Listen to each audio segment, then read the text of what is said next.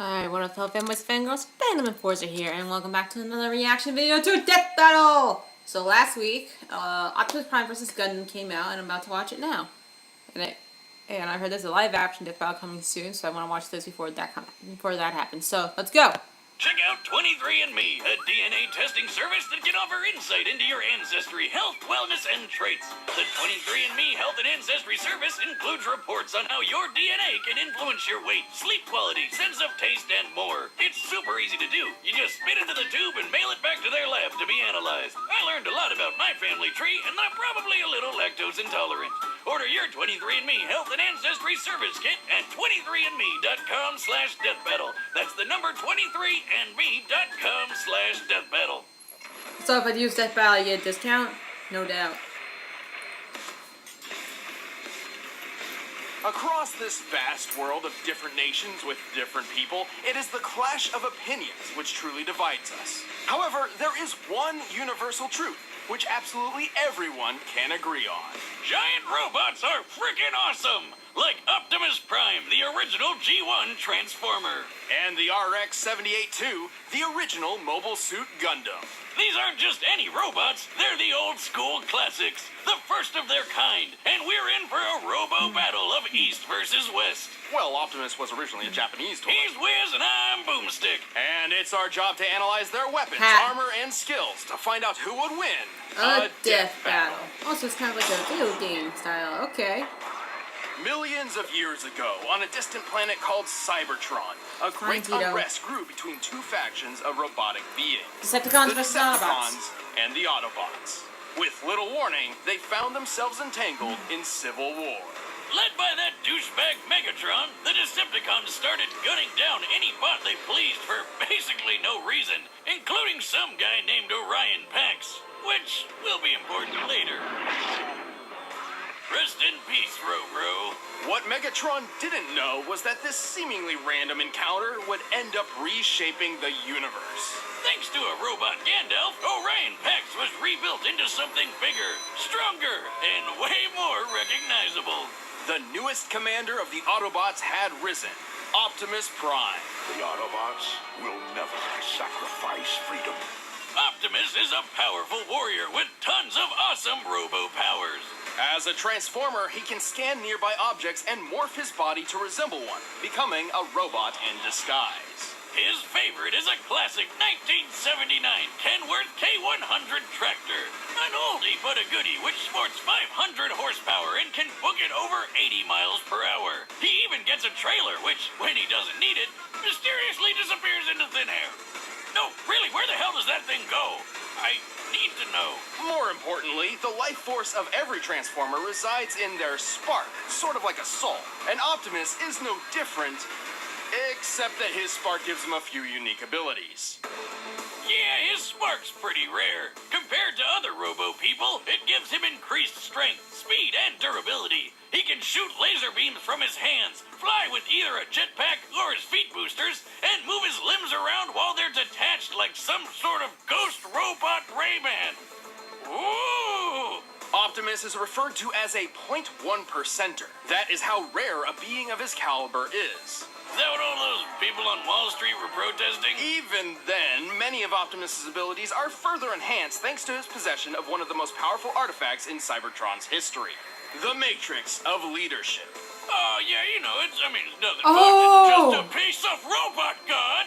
The Matrix is a conduit for the power of Primus, the creator of the Transformer race. With this, Optimus can heal some of his most grievous wounds. Isn't this how... Not all the time. Isn't this how he... You know, when he died. And use the power of the Matrix to light our darkest hour. Well, he has an impressive arsenal to hopefully keep that particular problem from coming up again. Yeah, never again. Regardless, he wields the Ion Blaster, a giant death cannon which Prime one-hands like a boss. This big old rifle fires bolts of energy strong enough to take down most Decepticons, and can even be fired into space from ground level. Even better, it never seems to run out of ammo. One can only dream. Optimus Prime also carries numerous weapons composed of energon, a raw energy force used by Transformers to power their technology and, well, themselves. He's got a glowy energon axe and energon swords, perfect for slicing up robots of all sizes. And I guess they'd probably work pretty good on people, too. Fighting fire with fire, Optimus Prime led the fight against the Decepticons for several millennia. Eventually, the war even found its way to our own Earth. But we've got nothing to worry about with Optimus protecting the planet. He's tanked blasts that would tear other bots apart, like when this mega refinery exploded. It could be seen from outer space. He's punched the ground so hard, the trees around him freaking exploded. Child's play, Boomstick. He's strong enough to tip this large oil tanker, which, when compared to the real-life Sea-Wise giant, must weigh over 700,000 tons. He's tossed a satellite into orbit and punched hard enough to crack Six-Shot's chest plate. Who boasted that his armor was drawn from the compacted subatomic matter of a collapsed star.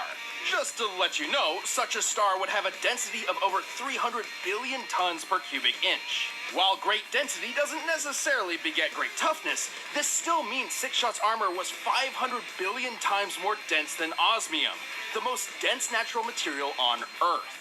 You're the most dense natural material on Earth. What'd you say?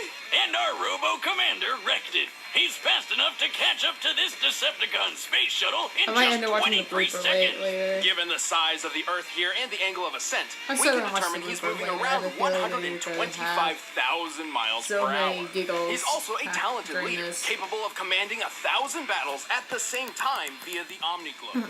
Like Skynet, but in a giant disco ball. He's used that Okay. crazy strength of his to punch through Megatron, who once tanked an explosion big enough to knock Cybertron out of orbit. And thanks to the weird Yeah, robo well, magic of the Matrix, So, he's now I even think I know defeated how Unicorn, Optimus returned on the who's Autobots in the basically a fifth giant movie. robot Satan who eats planets. Because he had This Matrix, guy is Matrix unstoppable. Leaders, Not which is the conduit, necessarily. Optimus conduit is of certainly Primus, powerful, who but after all turned is said total and done, Optimus he to, has yeah. one major weakness. Yeah, spoiler! To violate that law would destroy our honor. He's just too nice. Yeah, he's Yeah. all about the whole honor and fair fighting thing, which kind of screwed him over more than once, and even Yep. gotten him killed multiple times. Plus, he killed himself once just because he accidentally broke the rules in a freaking game. Damn. But when his back is to the wall and all hell's breaking loose, he'll fight to the end, riding the eye of the storm. One shall stand, one shall fall. In the year 2179, humanity has embraced the stars. Well, mostly. Right. After a somewhat united humanity expanded across the solar system, the ideologies between those on Earth and those in space began to drift apart. A new space-noid republic, the Principality of Zeon, arose to challenge the Earth Federation. Space Noid? That like the Domino's pizza mascot, but in space? No, more like space Nazis. Oh, well, I guess it's no surprise that they started a war by gassing a populated space colony and dropping the whole thing on the planet. Man, that's messed up. But that's just how it started. For the real star of the show, some smart guys put their heads together and came up with the coolest thing they could think of. Giant fighting robots. These were mobile suits, and one of Earth's nuttier engineers had developed a suit which would put all others to shame. This was the RX-78-2, otherwise known as the Gundam. There have been lots of mobile suits named Gundam, but this was the original granddaddy of them all. This experimental mobile suit was hidden on a remote colony, but before its maiden voyage with the equally classified white base could begin, it was caught in a surprise Zeon attack. With just 2 Zaku suits, the space Nazis wiped out almost all of the white base's military crew. The only people left to save these secret projects were civilians, who had no idea these things even existed. Among those who rose up was a young boy named Amuro Ray. Brilliant, albeit standoffish, Amuro was actually the son of the Gundam's chief engineer, and had already stumbled upon the mech's coded blueprints. So he grabbed the owner's manual, jumped in the Gundam, and flew into the fight. Damn, not too shabby for going off just the manual. Amuro quickly adapted to its complex controls thanks to its learning computer system, designed so the Gundam itself can learn its pilot's limitations and compensate. Its body is made of a super durable Luna titanium alloy called Gundarium. Of course. Yet another fictional metal that's way better than anything in real life. For weapons, it's got twin 60mm Vulcan guns for ears. It's got a shield that can block shots strong enough to take down warships, and a gravity hammer, a supersized flail that's rocket-propelled. Whoever came up with that is my goddamn hero. Same with the guy who built the ultra-destructive beam rifle. Still nervous about finding God damn it with the fucking ads. Skip. Volume up. Genius Dr. Minovsky. Thanks to him, the beam rifle is a marvelous feat of weapons engineering. Minovsky had developed a way to miniaturize the enormous megaparticle cannons found on warships without losing any power. The result is a Gundam-sized rifle that can take down entire fleets of ships all on its own. It's like having a pistol with all the power of 1,000 tanks. A single shot could easily tear through a 13,000-ton Musai-class warship. Given the official stats of this ship, to tear it asunder like so would require a strike worth nearly 9,000 tons of TNT. Sure, the beam rifle only has 16 shots, but who really cares when you just need one? Last but not least, the Gundam carries 2 retractable beam sabers. Because you can't have space battles without royalty-free lightsabers. But all these amazing weapons would be useless without an exceptional pilot. Despite still technically being a civilian, Amuro became the main pilot for the Gundam. Turns out, his skill was mostly thanks to his previously unknown abilities. Amuro was a new type. Like, Pokemon? See, apparently humankind was never meant to live under gravity's pull. In space, without it literally weighing down their souls, some humans develop psychic powers. That is the dumbest backstory for why someone gets powers, and we've heard a lot of them, Wiz. So what, he can like read minds or something? Sort of. These powers and their capabilities have little definition, often differing between different people. Most new types can instantly understand each other upon contact, even drawing kinship between sworn enemies. Amuro's abilities in particular grant him something akin to precognition. He can predict exactly what will happen on the battlefield and where his enemies will be, and can capitalize on it if he reacts fast enough. How could he possibly predict I'd attack from the other side? He shot down targets too fast for the eye to see and navigated his friends through a collapsing fortress with no casualties. By the end of the war, his own reflexes were pushing the limits of the Gundam itself. A magnetic coating was added to the Gundam to compensate, reducing the suit's friction and increasing its speed by 27%. Over 14 years of military service, Amuro became a legendary pilot. He even learned how to use these super fast funnel guns with his Psycho Wuzza powers. Speaking of speed, the Gundam is comparable to the red Zaku piloted by Amuro's rival Char, which is 3 times faster than the standard green model. During the first large-scale battle with mobile suits, a Zaku flew through the battlefield in 7 seconds. By comparing the 1,072-foot-long Magellan-class starships in the distance, we can tell the Zaku flew over 7 miles. This puts the standard Zaku's top speed just under Mach 5. When tripled to compare to Char, this means the Gundam can move at least 11,000 miles per hour, 15 times the speed of sound. Highballing it with Amuro's new type powers and magnetic coating, it's possible the Gundam can move as fast as Mach 25.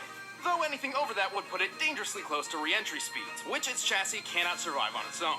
The Gundam is strong enough to lift and throw this goofy mobile suit, and tough enough to power through a magnetic field that's 7,200 degrees Fahrenheit. It survived plenty of really big explosions, including a detonating asteroid and a nuclear blast which wrecked Amuro's home colony. I bet it could wipe out the space Nazis all on its own. It nearly did. Amuro and his Gundam were instrumental to the war effort. It doesn't matter how much the Gundam was burned. It would always stand up, dispel the fear, and fly.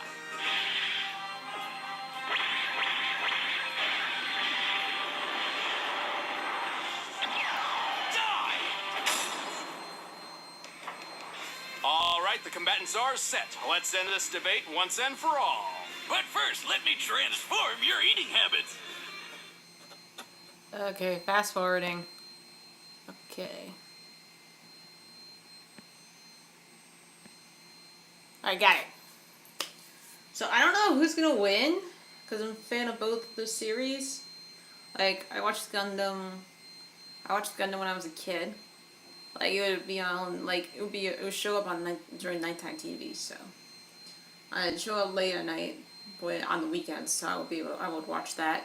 And Transformers, I would watch the cartoons during the weekdays, so. Or at weekdays after school, so. Yeah, I don't know who's gonna win, so might as well find out. I'm pretty much neutral on this. More or less neutral. And here's the Gundam. Amuro, come in. Where are you? I'm checking something out, Sayla. It's more than meets the eye. Get your butt back to White Base. If there's trouble, we can't send backup. Let's roll.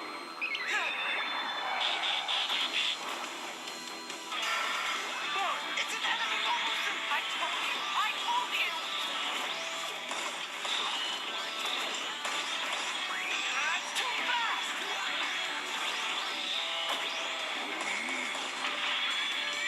There you are.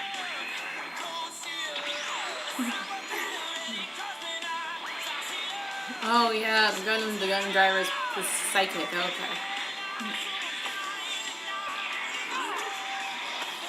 Vile Decepticon, I have been in battle for countless eons.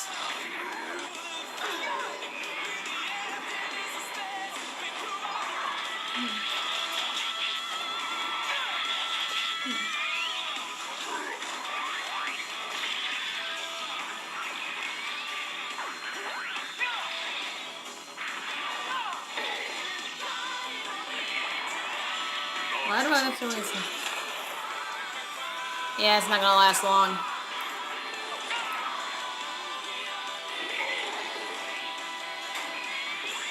Only one shot left.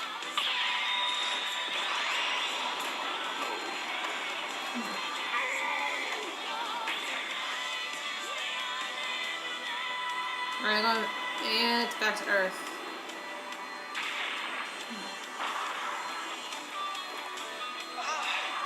I hate gravity.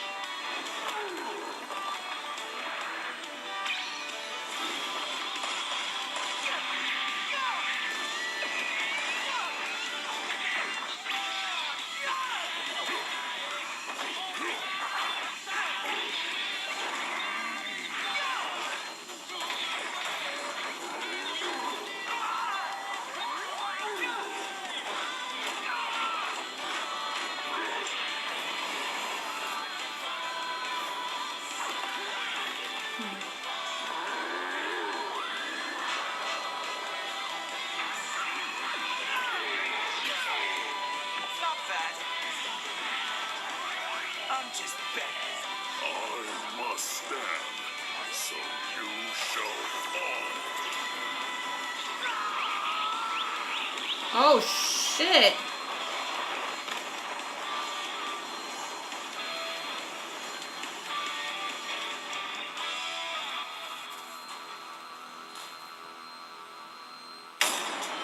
KO! He's got the touch! Fuck! He's got the power! The Gundam was an impressive machine, and Amuro was a skilled pilot, but Optimus's millions of years of battle experience completely overshadowed Amuro's 14. Yep. Also, we already know that Optimus was over 6 times faster and 9,000 times stronger. Holy hell! Who knew Optimus was so freaking buff?